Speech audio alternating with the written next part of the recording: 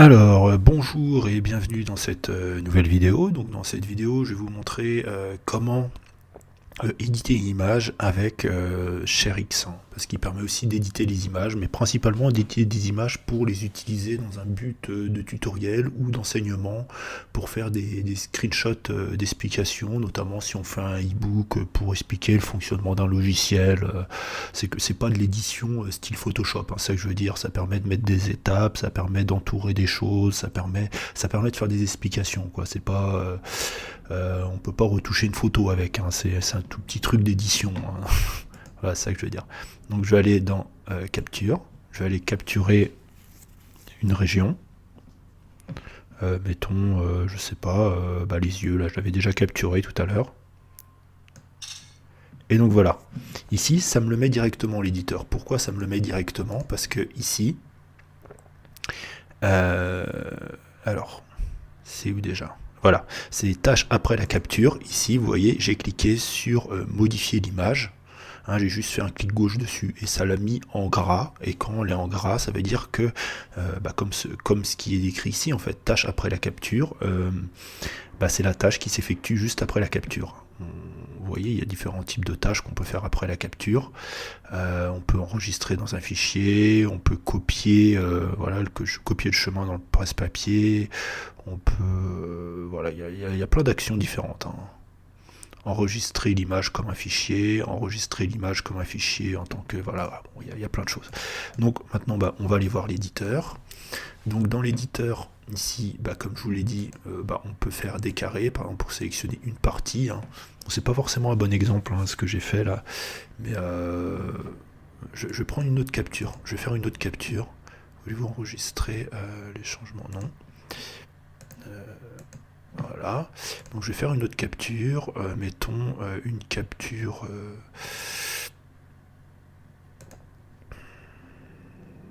De région toujours. Donc on va mettre cette région là.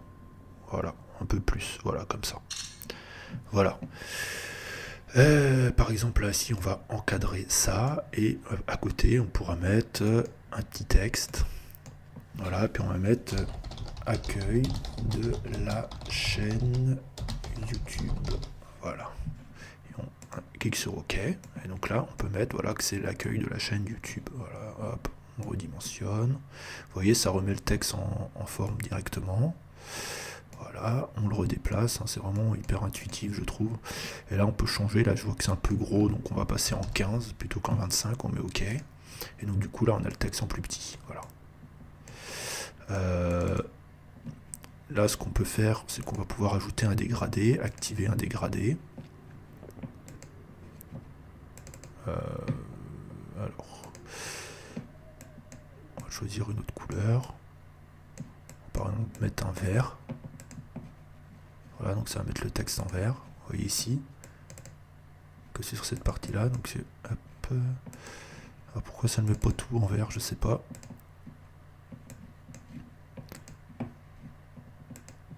Voilà, donc on va remettre en blanc. J'ai pas compris pourquoi ça mettait pas tout en vert. Peut-être un peu quelques bugs, hein.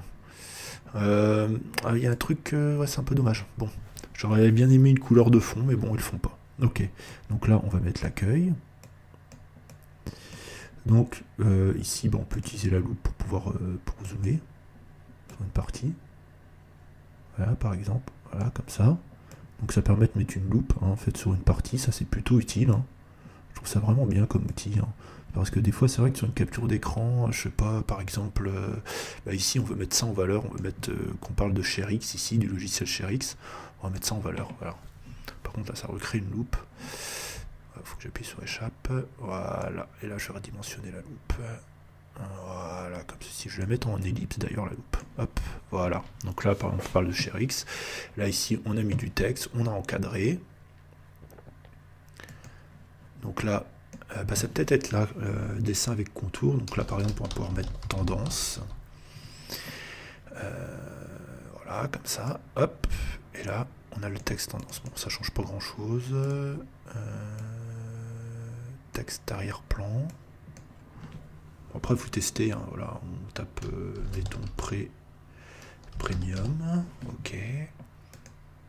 Voilà, c'est ça. C'était texte en arrière-plan, en fait, encadré, le texte que je voulais. Donc là, par exemple, pour mettre premium, hein. Bon, ça sert absolument à rien, les légendes que je fais, hein. Si vous faites des tutos vidéo, faites des légendes qui servent à quelque chose. Et ça, c'est très intéressant, c'est les étapes. Par exemple, on pourrait dire comme étape, en premier, on, on va dans l'accueil. En deuxième, on regarde les tendances. En troisième, on s'abonne. Et en quatrième, on regarde les vidéos originales de YouTube. En cinquième, on va dans la bibliothèque. Et puis à côté, dans un texte, dans un e-book, parce qu'après ça, on va pouvoir l'enregistrer comme une image et l'insérer dans un e-book. Et ben on pourra dire en dessous étape 1, ça, et puis faire tout un petit paragraphe pour expliquer l'étape 1, faire tout un petit paragraphe pour expliquer l'étape 2, faire tout un petit paragraphe pour expliquer l'étape 3. Moi je sais que c'est quelque chose de super que je vais utiliser pour ma création d'e-book, hein, parce que c'est vraiment super. En une image, on peut expliquer 1000 concepts, hein, c'est vraiment. Puis voilà le petit zoom, voilà, ça zoome pixel par pixel, limite on peut faire ça limite au pixel près. Franchement, c'est vraiment génial comme outil, hein. Je sais pas si mes explications sont bonnes, hein, mais en tout cas, je pense que l'outil parle de lui-même. Dessin, image en arrière-plan. Ouais, je sais pas. Ah oui, d'accord, on peut prendre une partie et puis la mettre un peu ailleurs, comme ça. Hop. Par exemple, ici, je prends ShareX. Voilà, je veux parler de. Voilà, je vais mettre l'illustration de ShareX en dessous. Ça sert à rien, mais voilà, c'est prendre des parties et les copier, les dupliquer. Ouais, c'est vraiment pas mal, hein. Franchement. Moi, je vois déjà beaucoup d'utilisation pour faire des tutos Blender, des PDF Blender et même pour faire des vidéos avec du montage. On peut ajouter des autocollants.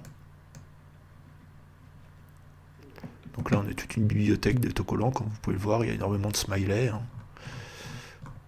Je fais une vidéo un peu plus longue là, parce que c'est vrai que comme je voulais faire plein de vidéos aujourd'hui, mais bon là ça vaut le coup de faire des vidéos un peu plus longues, par exemple.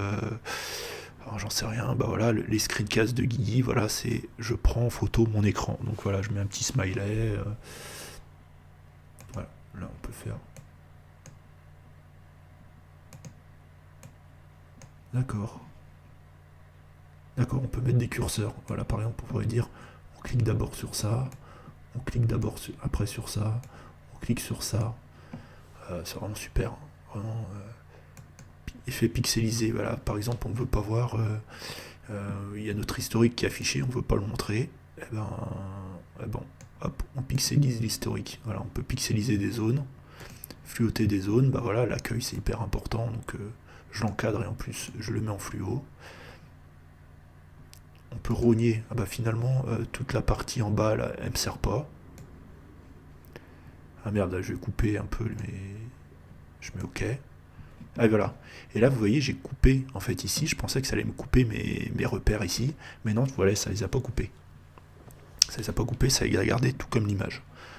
On peut appuyer sur échappe. On peut tout redisposer, hein, en n'oubliant pas d'appuyer sur échappe. Hein, parce que sinon, ça, par exemple, ici, avec la loupe, ou avec l'ellipse, par exemple, voilà, si je fais une ellipse comme ça, et que je veux redimensionner l'ellipse, bah non, ça me recrée une autre ellipse. Parce qu'il faut pas oublier d'appuyer sur espace. Et là, on a le total contrôle sur l'outil. Couleur de bord, voilà. Je sais pas trop à quoi ça sert ça. Voilà, on peut aller chercher une image. Là, par exemple, on va faire insérer un fichier image. Je vais insérer un rendu Blender là que j'avais chopé. Insérer l'image au centre, par exemple. Ah ouais, bah, l'image elle est énorme aussi. Voilà, donc du coup l'image, on la déplace comme ça et on la redimensionne un peu à la mano. Voilà. Bon, je sais pas comment la redimensionner de façon proportionnelle, hein, mais on va faire ça un peu à l'œil.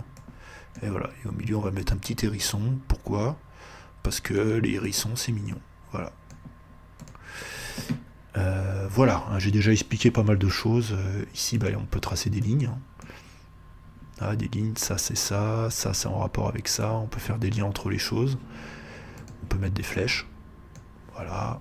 N'oublions pas d'appuyer sur espace pour retourner la flèche. Voilà, et là, on retourne la flèche. Hop, et on pointe ça. Ça, c'est en rapport avec ça. Voilà. Donc voilà, mon image a aucun sens, mais au moins j'ai présenté un peu tous les outils. Après, on peut enregistrer l'image. Donc on enregistre l'image telle quelle. Donc ça y est, elle est enregistrée, appliquer les modifications, et continuer la tâche, voilà, et voilà, moi j'ai mon image, voilà, là je vais pouvoir, j'ai mon image avec tout ce qui est appliqué, hein, et tout ce qui est en dehors de l'image, malheureusement, vous voyez ici, ça a été coupé, hein, forcément.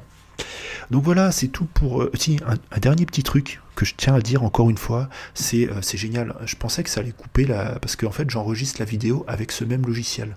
Donc on peut faire de l'édition d'images avec ce logiciel, capturer des images tout en faisant la capture vidéo. Peu de logiciels peuvent faire du multitâche comme ça, je tiens à le signaler. Vraiment, ça a été vraiment un coup de cœur, hein, ce logiciel-là. C'est le logiciel que j'attendais depuis 10 ans, depuis le tout début que je faisais mes tutos Blender. Hein. Franchement, j'en ai utilisé des logiciels de capture, il y en a qui marchaient pas, il y en a qui buguaient, il y en a qui faisaient des vidéos trop grosses ou tout. Franchement, c'était le logiciel dont j'ai toujours rêvé, ShareX. Voilà, c'est un cri du cœur, c'est vrai, et vous avez pu le voir. Hein. Et il est trop peu connu, je trouve. Même s'il a près d'un demi-million de téléchargements, il mériterait d'être encore plus diffusé. Et il y a plein de logiciels payants qui n'arrivent pas à la cheville, hein. Notamment Screencastify, notamment Loom. Même s'ils sont d'apparence facile d'utilisation, franchement, ils n'arrivent pas à la cheville de ShareX. Mais ShareX, voilà, il y a un petit peu trop de menus, c'est un peu compliqué, c'est pour ça que les gens l'utilisent pas vraiment à tort. C'est vraiment à tort. Donc voilà, j'ai arrêté là, et à très bientôt, à tout de suite pour une prochaine vidéo.